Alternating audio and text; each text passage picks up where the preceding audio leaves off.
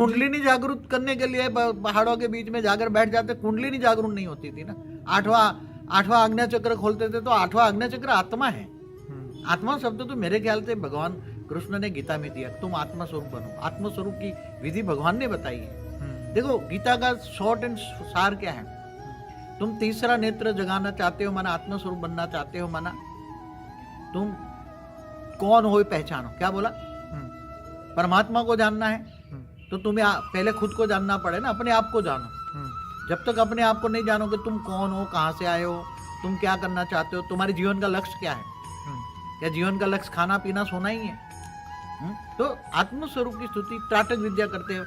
अभी जो बच्चे हैं आत्मस्वरूप में स्थित होना चाहते हैं, उनको एक प्रयोग भी बता दूं जरा, 2 मिनट फिर भूल जाऊंगा।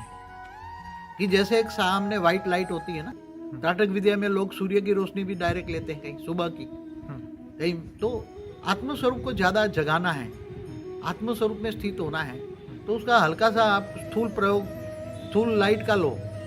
व्हाइट लाइट के सामने बैठो, एकदम व्हाइट लाइट तुम्हारी आत्मा पर पड़ती है। आत्मा कहाँ है? वो तो 2 भ्रुकुटी के बीच में, 2 आंखों के बीच में तीसरा नेत्र दिखाते हैं ना, जहाँ हम तिलक करते हैं उसके पीछे। हाँ, जहाँ तिलक करते हैं। तुम एक स्थूल लाइट का सहारा लो, व्हाइट लाइट, एक बल्ब, व्हाइट लाइट का बल्ब सामने रखो, वो बल्ब के सामने त्राटक विद्या करते हैं ना मोमबत्ती का, ऐसे व्हाइट लाइट आंखें बंद करके यहाँ लगाओ, व्हाइट लाइट यहाँ भ्रुकुटी के बीच में तीसरा नेत्र है, आत्मा है। और आत्मा को खोलो, आत्मा हूँ मैं, आत्मा हूँ, खाते पीते हरते पढ़ते। पहले जब तक आत्म स्वरूप नहीं होंगे तब तक परमात्मा की पावर नहीं आएगी। तुम कितना भी याद कर लो, परमात्मा की पावर नहीं आएगी।